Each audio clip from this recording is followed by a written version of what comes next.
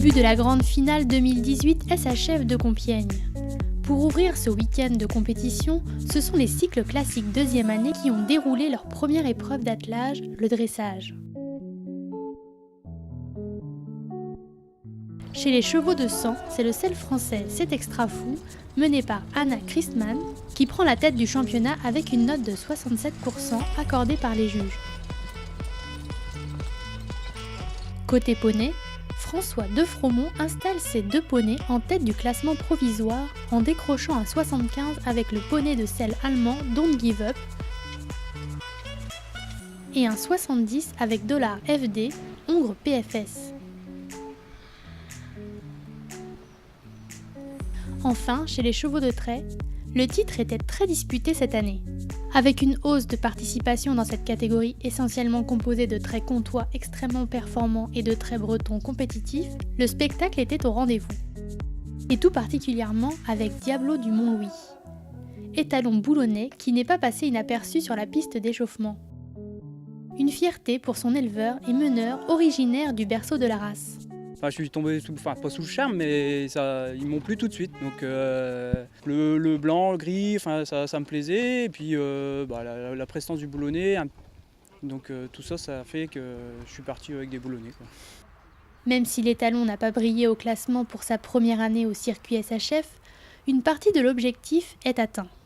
Valoriser et maintenir déjà la race et puis essayer de la valoriser au mieux, quoi, pour les présenter déjà en concours pour qu'ils soient vus, quoi. Et bon, puis étant du milieu agricole, ils nous ont servi aussi dans le temps, quoi.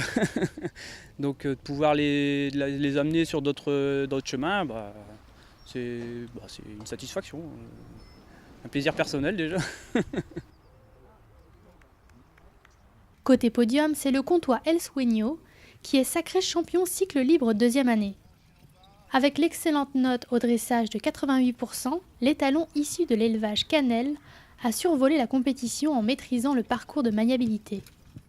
Le cheval était très bon aussi sur le parcours de maniabilité.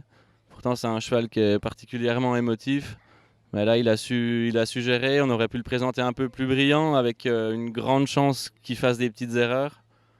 J'ai préféré le présenter un peu en dessous de ses capacités pour justement jouer la sûreté et les points, quoi.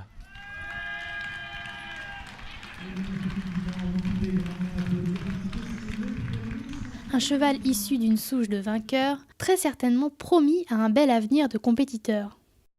À l'avenir, ce sera l'année prochaine, j'espère, une 3e année. Et puis après, c'est un cheval qui sera certainement destiné à la compétition. Dans quelle discipline, on ne peut pas encore le dire. C'est un cheval qui a encore besoin de beaucoup de travail. Surtout au niveau mental, au niveau physique, il est prêt, mais au niveau mental, il a encore besoin de beaucoup de travail. Après, il pourra faire de l'amateur, il pourra faire beaucoup de choses.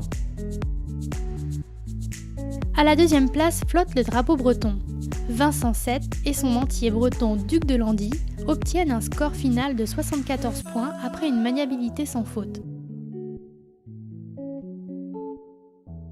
Céline Hansensheimer et sa jument comtoise Féline complètent le podium avec un petit point de temps dépassé sur la dernière épreuve. Place à la dernière journée de ce grand rendez-vous de l'attelage pour couronner les champions 2018.